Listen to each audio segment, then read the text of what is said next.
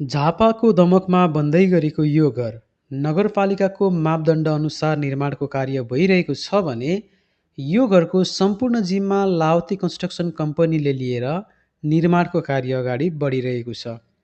यो घरको डिजाइनदेखि लिएर नक्सा पासदेखि लिएर सम्पूर्ण फिनिसिङसम्मको काम लावती कन्स्ट्रक्सनको जिम्मामा यो घर निर्माण भइरहेको छ।